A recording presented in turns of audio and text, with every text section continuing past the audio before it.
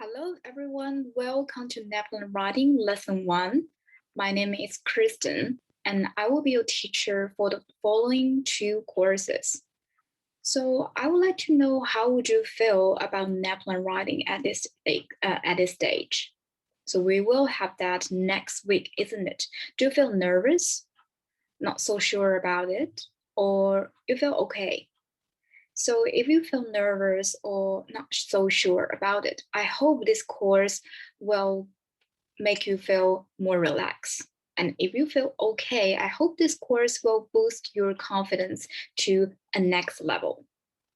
So let me tell you what we're gonna do for lesson 1. So lesson 1, we will give you a sample text of narrative writing, which is a very good sample. Hopefully we can learn from that good writing. And while we are analyzing that writing, we will provide you with a checklist, a very useful checklist. Hopefully you can bear that in mind while you are in the exam. So, and then we will have a look, what does a marking criteria look like? So how would you be marked for your writing? You will have a very clear idea what are the key points you need to include in your own writing. And last but not least, we will look at the real NAPLAN question. And what you're going to do is you are going to plan it and try to come up with a complete writing piece. All right, so let's jump into this course. Hopefully you have this material by your side. And the first writing sample we are going to look at is the best friends, this one. So just to let you know, I know I have a group of students from both year 3 and year 5. So I think it's a good chance for us to learn from a year 5 example, and year 3 student can also benefit from this one. All right, so what we're gonna do is I'm going to give you some time to read through this text. So while you are reading, you can think about the first few dots right over here in our NAPLAN writing checklist. So what we have is title, orientation, this point, and interesting complicational problem, and series of event, a solution. So as you can see, the first few points and the final reflection, right? So hopefully you can pause there, and then I'm going to go through each one of the points together as we look at this example text. So what we look at is the first title. Obviously we have a title over here, right? That's friends. So let's tick that box. You can go with me as you do it on your worksheet. The next one is the orientation. What is orientation? So orientation should tell us who, what, where, and when. So can you find that maybe in the first paragraph where the orientation should be? So if you look at closely, we have 2 characters, right? In the first paragraph. First one, this one, right? And then the second person is Amy. So yes, we have characters. Do we know when does the story happen? If you read the first sentence, it says, Dana walked home from netball practice. It was after school, so we know that when does it happen? And where does it happen? So where does the event happen in the first paragraph over here? It's actually happened after school, right? The time was after school. And not very specific, where does it happen? How about, can we find what happened in the story? What happened was over here. Amy hadn't been at school. That's what happened. Yeah. So even though we don't have where, but we have most of the information in the orientation. So you can still tick that box. Do we have an interesting complication or problem? So what is a problem that leads to the whole story? If you read the second paragraph over here, you will know that her best friend Amy died, right? But how exactly did she die? Do we know that? It seems that we have no idea. How does that happen very clearly? So that is the problem. Over here. Problem. Over here. That's so squeeze. And then what we're gonna look at is the next point on our checklist. Series of events divided into paragraphs. So be careful when you write about events. It should always be in paragraphs form, not a whole information to be put in one paragraph. That is very hard to read, isn't it? So series of events. What are series of events? If you read this paragraph, you can see that what's happened is Dana discovered what happened on a local newspaper, isn't it? On a newspaper, and this is the title. That's the first event. And what goes next? And if you read this paragraph, you will see that's what Dana was thinking about her best friend, right? It make her hard to sleep. He always thinking about her, even think about her parents. And what comes next is this whole series of a paragraph.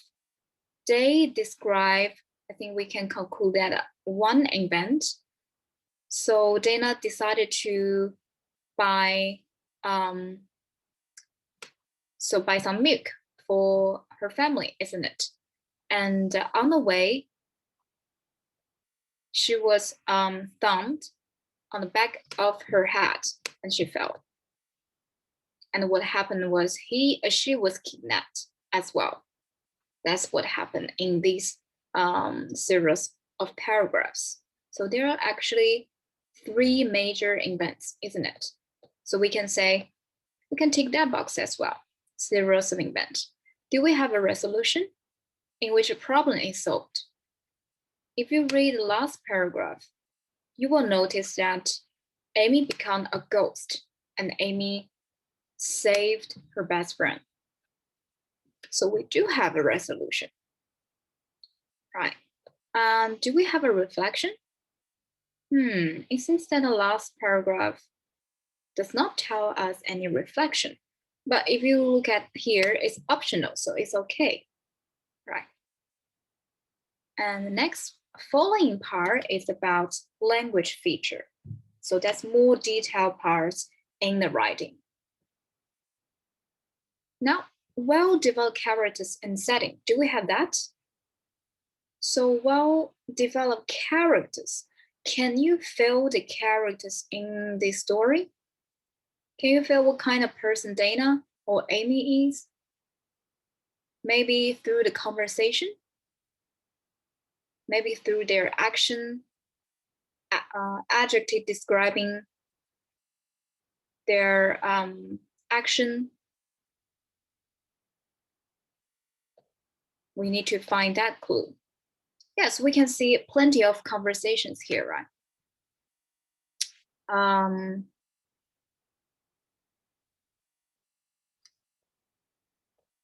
Let me see, dialogue. This one doesn't have any dialogue over here, but it does have a lot of actions to show what does Dana was doing at that moment, especially the later part when she was kidnapped and what happened to her. So you can kind of feel the character. And what about the setting? Setting means the atmosphere, right? The situation this story created. Can you feel that? Is there any description about the situation in this story? I think yes, right? So we have a very vivid image in front of our eyes to understand what is happening in this story step by step. We have what's happening at the beginning, in the middle, and end. And then do we have interesting adjectives? So descriptive verbs, figurative language. What are they? So let's see them one by one first. So first one is adjective, this one. So interesting adjectives. If you want, you can pause right here and think about this point, because this point requires you to look at the writing in a very detailed way. So now, once you finish, let's check what adjective can you find. I will use, how about yellow to highlight all the adjectives. For example, in this paragraph, a small wooden snack. Small wooden is adjective, are the adjectives to describe snack. Actually, we can call a small wooden snack a noun group, isn't it? So it's a series of words to form a noun, to describe the noun. What kind of snack is it?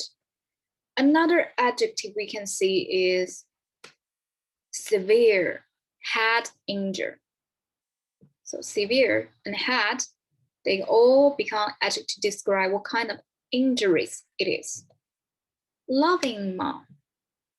And here you can find severe sharp knocks. They're very interesting adjective. Another one is very long, which is, let's see which paragraph here.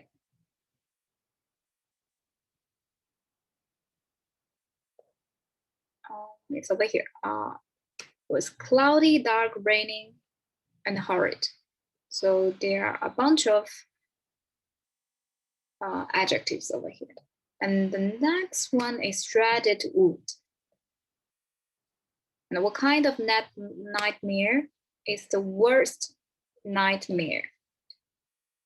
So there are the adjectives. How about descriptive? Another one is descriptive verbs, right? So what are descriptive verbs? Think about that. They are action verbs, right? Action words show you the image of what happened.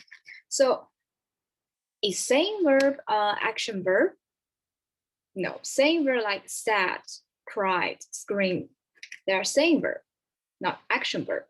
So for action verb, I will use the color blue to highlight it.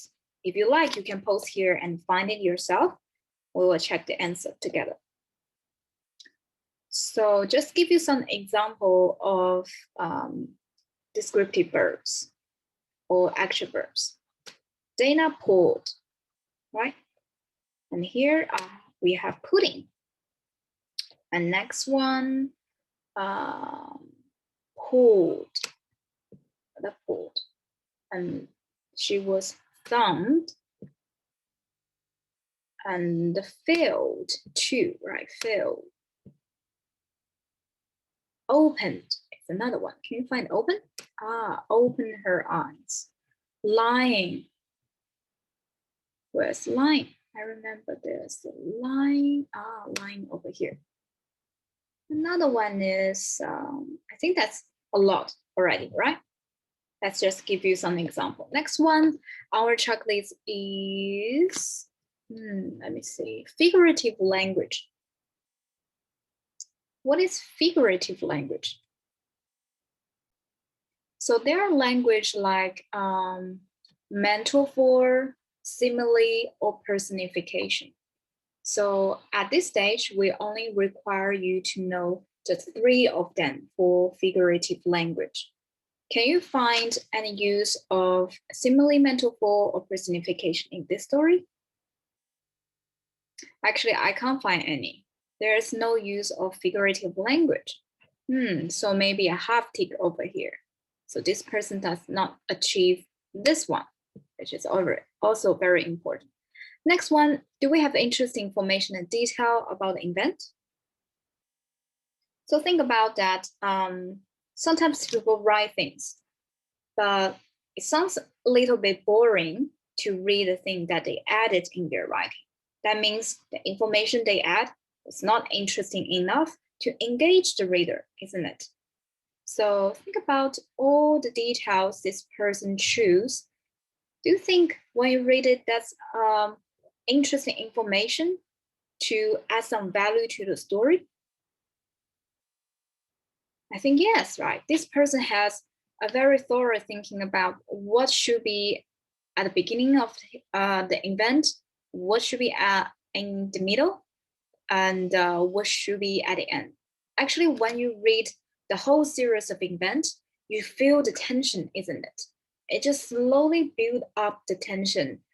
When the girl, Dana, purchased the milk and was kidnapped by the person, it's just reached the climax, is it?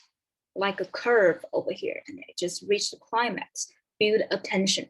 So they are all very interesting information that this person chose over here. How about the detail? Definitely has some details, isn't it? For example, how she was attacked by the person and how she was lying on the line there, right? And thinking about her head. So there are quite some descriptions over here about what's happening to build a very vivid image in front of audience eyes. So I think that's quite good about that. Let's give it a tick. Now let's think about various sentence structures. It will be very boring if you start your sentence the same way again and again. I assume no one would like to read something like that, isn't it? So just be careful. Sentence variation could be, are you using, constantly using like simple sentence, compound sentence, complex sentence all the way around your writing? Do you have sentences that are in different lengths? Some are very long and some are very short. So that's about sentence variation. You can see this person, she, I don't know, he or she, this writer does have different sentence structure, like the start with Dinah, netball, right? And that morning. So it's very different. We love to see the variation in your sentence structure as well. So that's also a tick. Does this person has correct punctuation? I can't find any punctuation mistakes over here. So I will say yes. That's a tick. Another one is correct spelling of words in different levels. So correct spelling of words, we know that, but what does it mean in different levels? So what we ask you to do is to try to think about words like common or simple words and challenging or difficult words, right?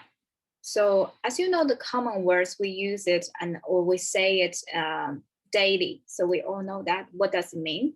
However, for challenging or difficult words, their words doesn't follow the phonetic order. We say it, for example, you can't sound it out. You can't write it based on how it is pronounced, right? So, or sometimes it has words like more than 3 syllables. 3 syllables or more than syllables. We say that they are difficult or challenging words. So whenever you write a writing, think about, do I have enough challenging words in my writing?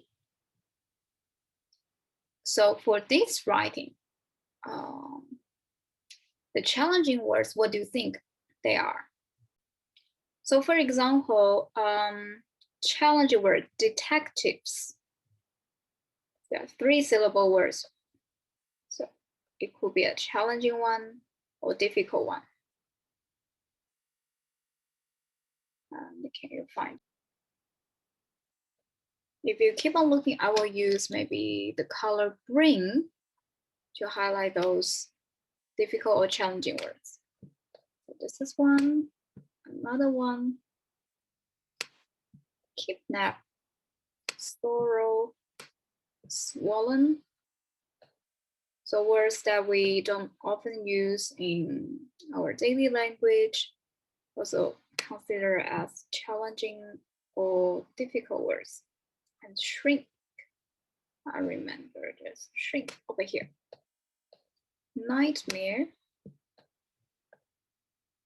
ghost. So H doesn't make a sound, right? Appear.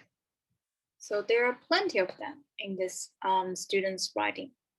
In order to achieve a high mark in spelling, not only do we need to spell all the words correctly, another thing to remember is, but also use around 10 challenging or difficult words. Yeah, just bear that in mind. If you can't do it at this stage, just as much as you can, just write as much as you can. Next point, our checklist will be at least 4 paragraphs. So you can count how many paragraphs are there. So 1, 2, 3, I think that's 4, 5. So yeah, more than 4 paragraphs already.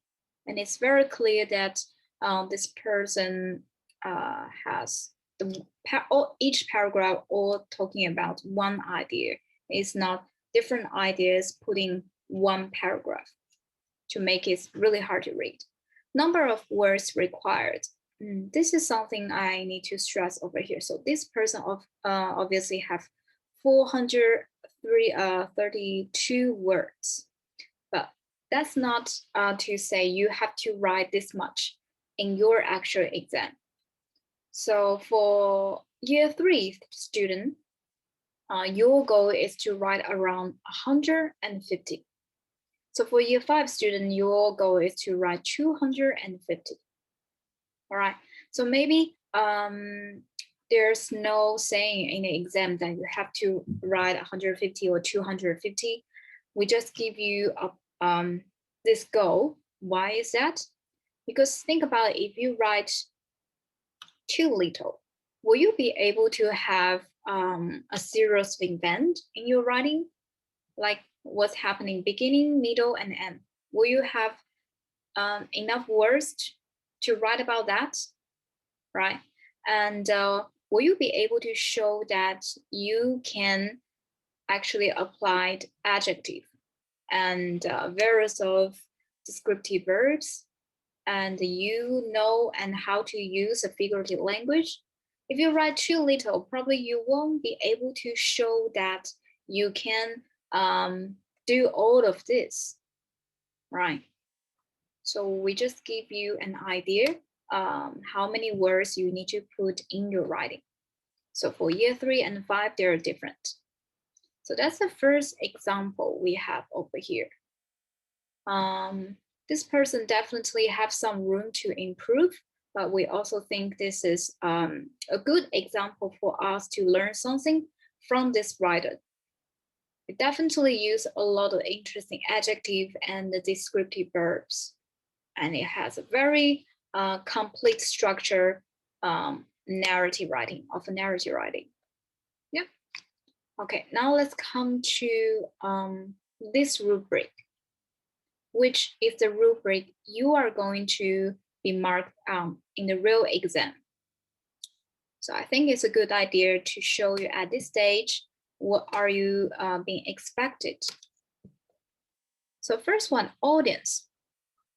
So whenever we write with a purpose, isn't it? So for narrative writing, what is our purpose? So our purpose, yes, is to entertain, right? So if you want to entertain your audience, you're really gonna think about how are you going to engage your reader, isn't it? And affect your reader in some way. For text structure, so what does it mean? It means that you have very complete structure. For narrative writing, it means that you have an orientation, complication, and a resolution, right? So we said that a reflection at the end is optional. You can have it or you just leave it there, it's right. However, for text structure, we really encourage you to have series of events. If you look at very end of your learning material, you will find out this narrative planning template we provide for you. I really love this one because it just gives me a crystal clear map for me to guide me where I need to, what I need to put in each part.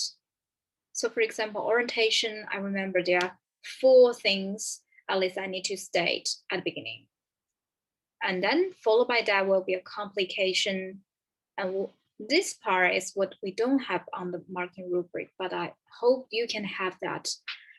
Just like the example text we see before, that example have very clear sequence of event of beginning, middle, and end.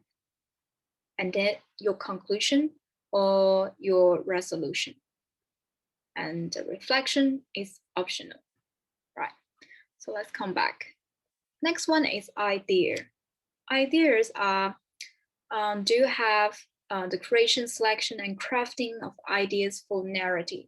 It means it really require you to think about what you want to add in your writing.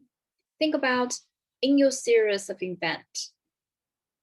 Like you only have 40 minutes to complete your writing, and maybe you need 3 events, and you have to be really selective what idea you want to write, isn't it? You can't write everything because you don't have that time, and we have to finish that within the time constraint.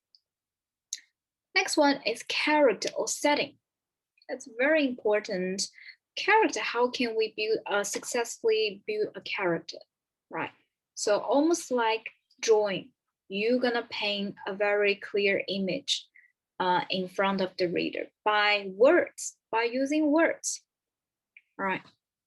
So for example, you can think about what are the conversations they might have between each character, and what they do maybe show their personalities, right?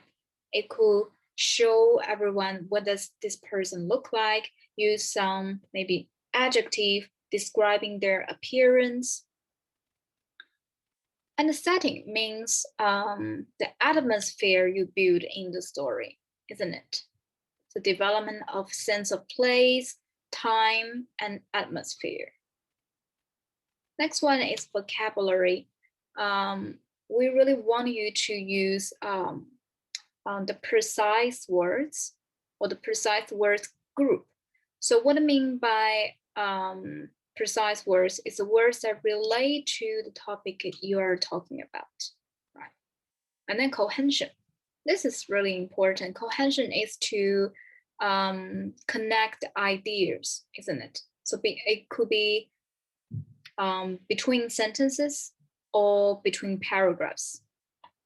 So how would you achieve that is to control the multiple threads and relationships over the whole text achieved through the use of referring words, right?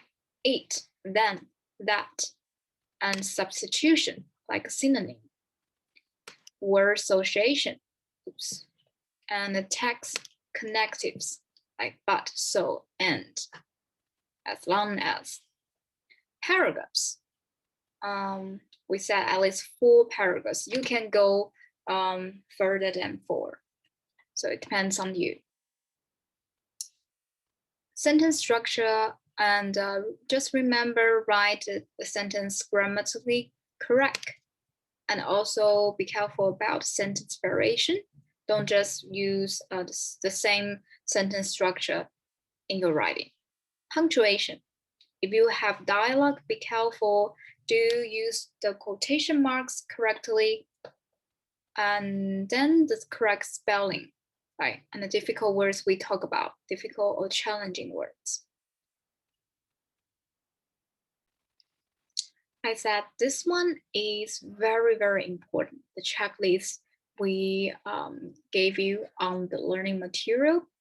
So we will use this checklist and look at another student written writing, which is on this page over here. I'm afraid some of the words you won't be able to recognize because the person's handwriting.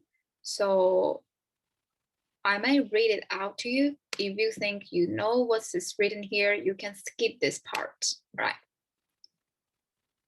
And while I'm reading, I want you to think about the first few dot points over here, which is the structure of narrative writing. Does this person actually have all the essential points over here?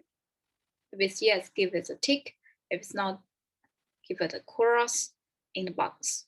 And then we will go through the following language feature parts together. Now I'm going to read this one. One sunny morning, my mom and I were cleaning out the shed. Then my mom got a call from work and needed to go. She said to me, "Can you please stay and clean the shed?" "Yes, Mom," I said. "Do you want a friend to come over?" She said, "Okay, I'll go call Hannah to see if she can come over." So my mom left and Hannah come over. We were cleaning until Hannah said, "What's in this little red box?" I said, "Open it and find out." "Okay," said Hannah. So Hannah opened the box. All of a sudden, we had gold and silver everywhere. But then we heard a big bang. We stopped and looked at each other. Then out of nowhere came a big bully. And the bully said, "Give me your gold and silver now." "No," said Hannah. "It's ours, and you're not having it, so go away." But the bully didn't like that at all, so she took it all and ran off.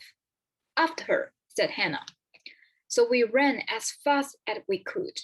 And Hannah opened the box again, and then we had jetpacks.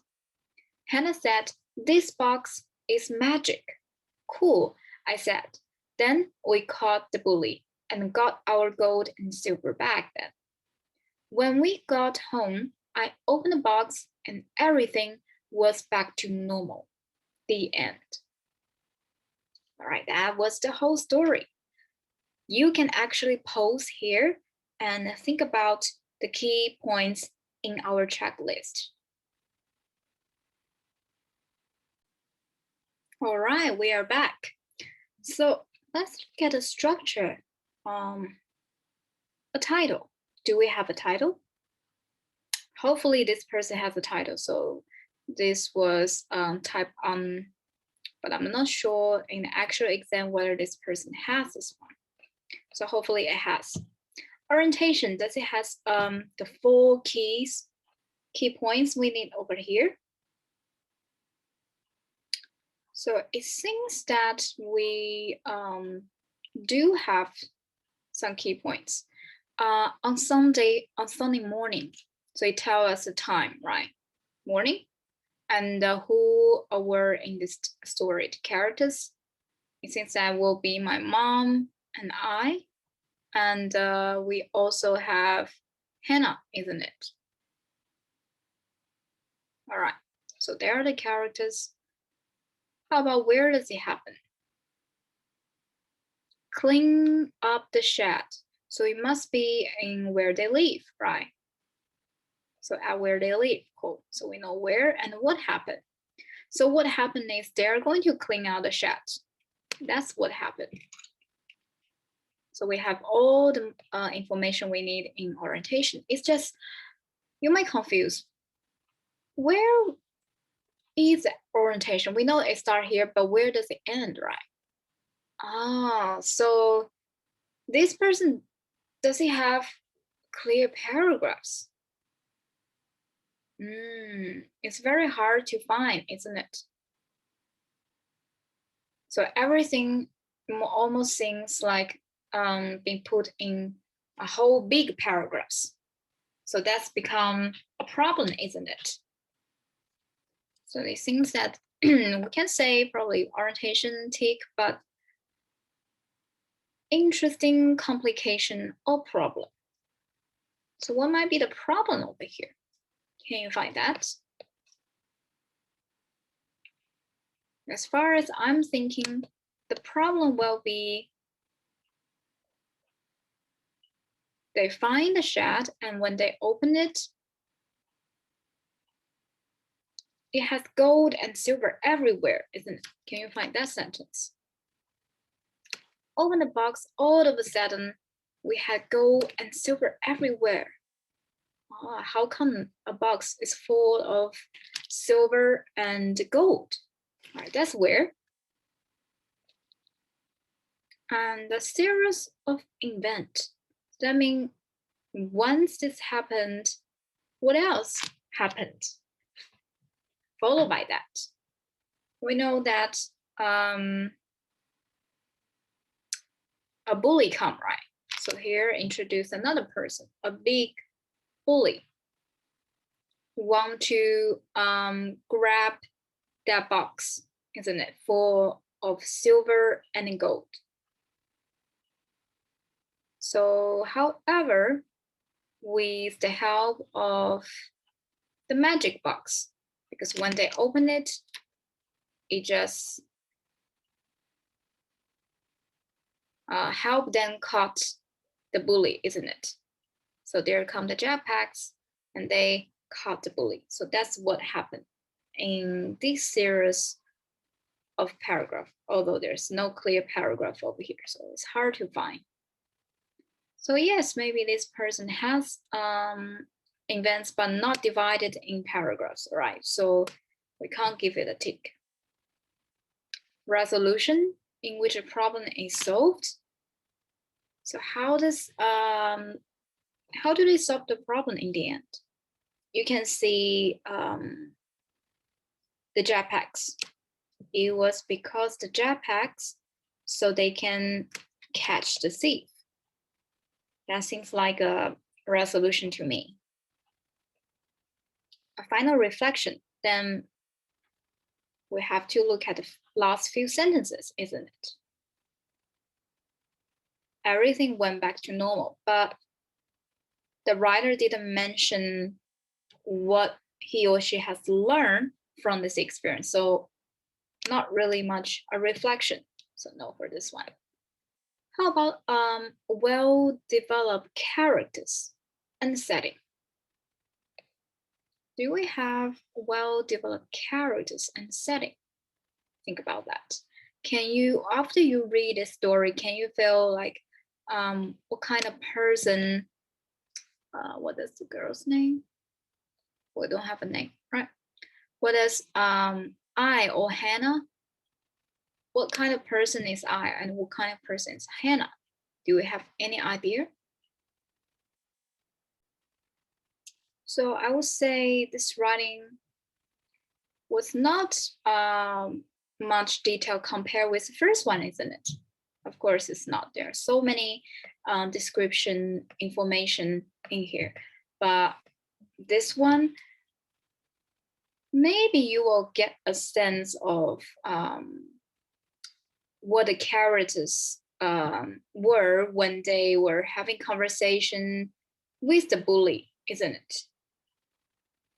So some suggestion of character through the interaction with the bully, because definitely you see, no, said Hannah, it's ours, and your are not having it, so go away. So she's being very firm, right?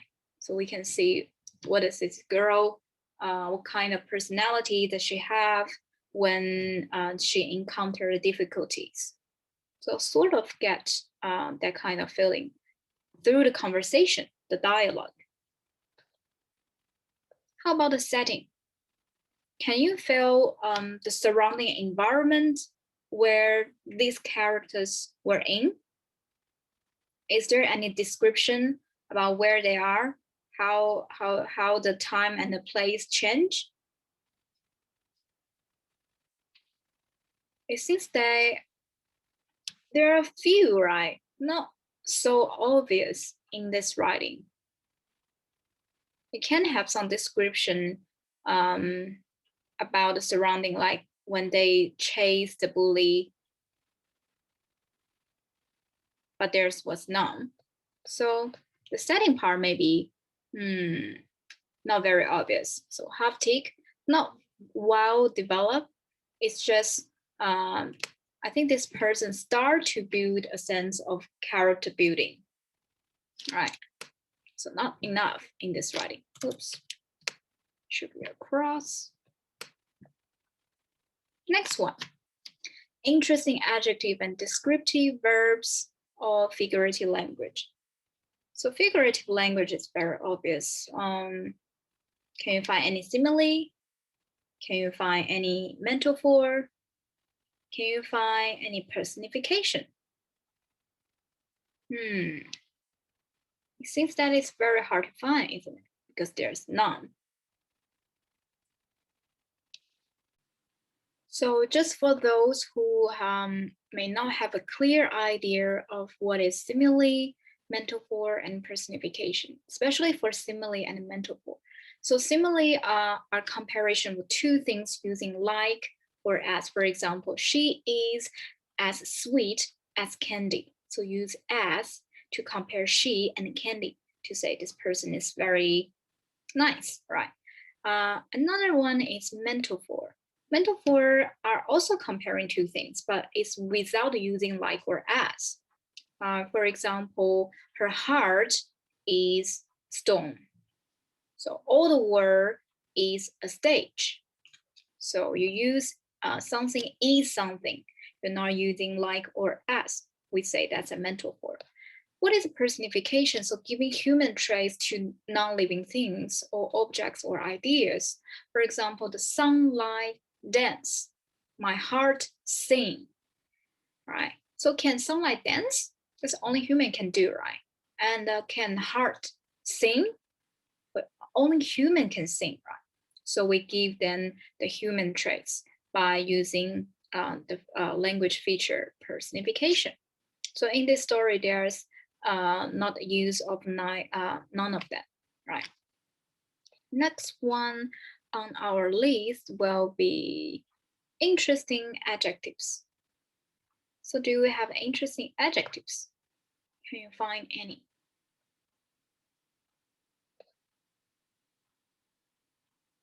So you will see the difference, compare this one to the first example. There's not so much interesting adjective, I would say. So the language is very plain and the very plain description. Although there's a big, that's too simple, isn't it? Not very interesting. So we want interesting adjective. So that will also be your goal when you are writing something. We can use the normal, the common adjective like big. However, can you think about how can you upgrade your words a little bit to another level to make your reading more interesting, right? Next one is descriptive verbs. Can you spot some verbs used? Not so many, right? When you post there and you're trying to find it, probably I just find Hannah opened. It's just not enough. We want to see more. So that's definitely a cross. Another one is interesting information and detail about event. How do you feel about that one? Is it interesting enough to read a story? Are all the details put in this writing engage you? I think it lacks of engagement, isn't it? But you can say that all the ideas are relate to the central storyline. Yes, like finding a box of gold, being robbed and chased, and jetpacks, and retrieving the box at the end. They are all related to the central thing. However, I think it lacks of engagement with the audience, isn't it? Does not attempt to really engage me. It's just description about what happened and then what happened beginning, middle, and end. Another one is various sentence structures. When you look at this story, do you feel that it has various sentence structure in different lengths, and you have simple, compound, and complex sentence throughout your writing? Actually, this person has simple and compound sentences written correctly.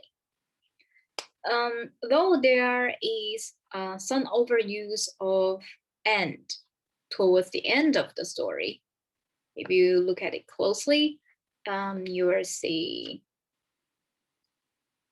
there might be some overuse of and, so, and then.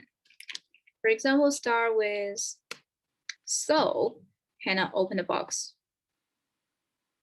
But then we heard blah, blah, blah. We stop and look at each other, and then again. Bully and the bully said,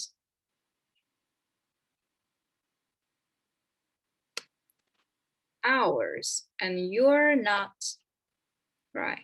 Another end. So she took it all.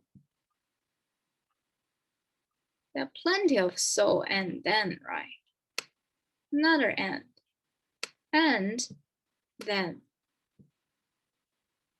It's just way too much in this last few paragraphs or sentences, isn't it? It just make me think, can you actually change into another connectives, right? Or change your wording a little bit to make it less so and or then over there. It's just too much to read it. And soon it will make the reader feel bored. So various sentence structure may be no, over here. Correct punctuation. Does this person using all the punctuation correctly? So I can see some correct sentence punctuation and the speech marks are applied correctly, actually, which that's a common mistake for a lot of students. Question mark correctly and the contraction applied very well throughout the writing. As you can see, the punctuation mark. Yes, mom, I said.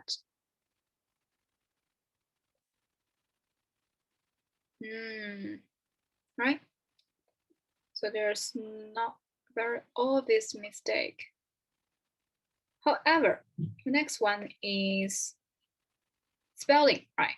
Spelling words in different level. Let's see the first one, the correct spelling of words.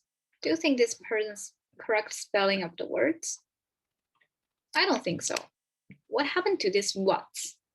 Yeah. And what about another one is stop hiding over here. It should be double P, isn't it? And what about heard? How do you spell heard? H-E-A-R-D. So that's some indication of misspelling of words.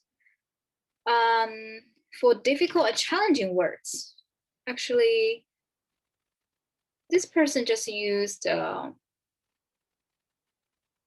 most common words, isn't it? The common words, like we will use it daily.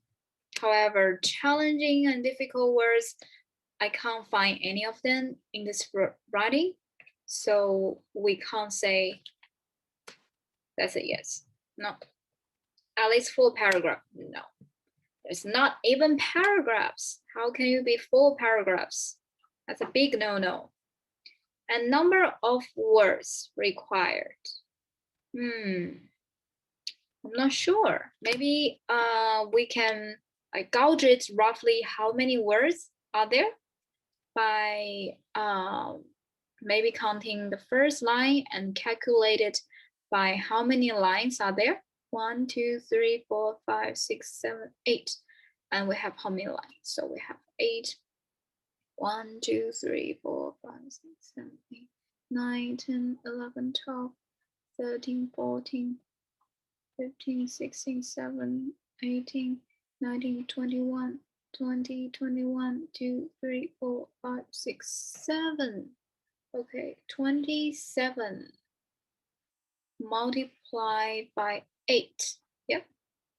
I see. 27 multiplied by 8. So this person have 216 words each, right? Because some lines are longer and some lines are shorter. So 200 words, let's say. That's enough for year 3 student, yeah? Because our goal is 150. However, for year 5 student, you might go further to 250 to add more details in your writing. So for this one, year 3, maybe it's all right. But year 5, you need to work harder. Yeah. So this writing, there are still something we can learn from this person because it does have a text, a complete structure, even though it's not written in paragraphs. We have orientation, problem, or complication, and a serious event, and then a resolution. Yeah. Although, how do you feel about the ending? It ends really quick, isn't it? So it's just the end. When we got home, I opened the box and everything went normal, the end. So that kind of ending is very weak. Yeah. So try to avoid a weak ending at the end. Otherwise, it seems to me you're just running out of time. So you just give me that weak ending over there. So think about that. And cohesion for this person. So now I'm looking at some of the points on the writing rubric. Yeah. So I just mentioned the audience, text structure, idea, character setting, and vocabularies. We mentioned that. Cohesion. What about cohesion? So this writing actually has basic linking of ideas through the noun or pronoun referencing, like she said, right? Using she to refer to the person. So that's pronoun referencing. And the uses of, however, very limited range of conjunctions, right? We talk about that. That's gonna affect on your cohesion. So try to avoid use so many souls, and then, right, this students often like to use the most popular one, but try to find out different way to say that, to have more variety in your writing. And paragraphs definitely no in this writing. Sentence structure, we talk about that, punctuation and spelling. So we cover most of the marking rubric when we talk about the checklist. So that means this checklist is very useful for you to remember whenever you write narrative writing. After today's lesson, we hope you can have a look of this real NAPLAN past exam question. So when you look at this question, there are several key informations over here. Of course, the big one is the picture at the background, isn't it? The astronaut landing on the Mars. And then we have the title over here, Touch on the Red Planet. Has two texts. One is on the top and the other one is down below, right? They're all very important for you to read. So let's see what you need to do with this task. So this task is to tell the story of what happened during the first day. So imagine what it would be like to arrive on Mars. Think about all the things that could go right and wrong as you begin your life there. You can make account exciting and suspenseful by keeping the action moving along. Suspenseful is very suspense is very good technique. Actually, maybe I didn't mention that in the very beginning. But this one, the first sample actually kind of used suspense. It was only 5 minutes before when Dana find out why, right? It doesn't tell you exactly why in the first paragraph, but it tells you later on. That's just create a suspense, a mysterious at the beginning, a question that you want to ask. Now, let's come back to this one. What we're gonna do is we're gonna use this narrative planning template to try to plan out this narrative. So touch down on the red planet, this one. So how can we use this planet? I would like to think about what the ending might look like. Will be a good ending or a sad ending? Or do I want to have a reflection in my conclusion? Do I want to have like a lesson at the end to tell everyone to spread a very important message to the world, to my reader? How do I want to end my story? Think about that. And then you start to think about your thing. Of course, for this question, the thing is very obvious. It's the thing will be around Mars, isn't it? It's over there already. And then think about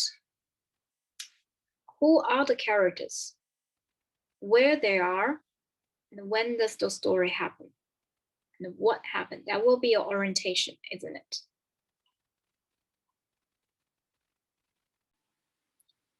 And when you think about the orientation, you can also think about how would you start your orientation? Like what sort of techniques you're gonna use? Are you going to put the dialogue between characters at the beginning? Or are you going to throw your reader into the action of what's going on? That's going to draw people's attention, right? Or are you going to have a flashback at the beginning to go to the time when what happened, right? The change of time and the place. Or are you going to use the suspense like the first example we have shown you? There are different sort of techniques, and I would like to show you a slice, probably briefly introduce different ways you can do. A good ways to start a story. I'm not going to go through it in too much details because of course it's a video, you can pause it and read it in your own time. So there are actually 6 of them I have provided to you. Of course, there are other ways and plenty of ways. Just give you an idea if you find, oh, it's very hard for me to start my orientation. I don't know how do I write the beginning. It's always the beginning that's the hardest part, isn't it? So I just want to give you some method where you can find your starter. For example, put the character in the setting, shock, flashback, or flash forward. You can change both ways, right? Having a dialogue, seduction, or make it dynamic. Choose the one that you think which is most suitable for your situation, for that topic. And then we come back. Right, after you have your orientation clearly written out, what is your complication? So this is also the key. Why? Because this complication is going to lead the following sequence of events. It's because of this problem, so we have this series of event, right? So just recall the first example we have a look at. What was the problem in that story? So Dana's best friend Amy died, right? But we don't know how. That's the problem. And so we have the serious event that the girl Dana was thinking about reading the newspaper and find out, sort of have information about what's going on to Amy. And then she have difficulty trying to go to sleep. At the end, she was kidnapped, right? All this event was because of course, Amy died. And with that problem, what was your solution? How would you solve that problem? Maybe your problem will not completely solved by the end. It's okay, right? It just make the reader wondering. Maybe that's a good way to end your story in that way. So be creative. How do you want to make your own narrative? Narrative is always so fun because everyone's narrative will look so different. Yeah. So you can think out of the box. How would you want to create your own narrative? And this page is for you to write down your piece, your masterpiece. So for year 3, remember it's 150 each, and for year 5, 250. If you feel that this is not enough, you can of course find a blank piece of paper and write it down. I would love to have a read what your Mars experience will look like. So just a hint for you. So for some students, they had difficulty trying to think about complication. So what kind of complication can you have when you are having a trip on Mars? The red planet, sorry. Think about, is it maybe you meet some aliens? Or something wrong with your spaceship? Or some conflict between the crew members? Right, I just gave you 3 ideas for you to have a think. Of course, you can think as much as you can and pick the idea that you like the most and you think you can build a serious event and just write it, all right? And just bear in mind, you have, in real exam, you have 40 minutes to complete the whole piece. So there are, you can think about there are 3 steps. The first one is planning, then the actual writing, and then editing. We recommend you to finish your writing, planning. So this is the planning part, around 5 minutes. Yeah, and then leave 30 minutes for your actual writing and another 5 minutes for your editing.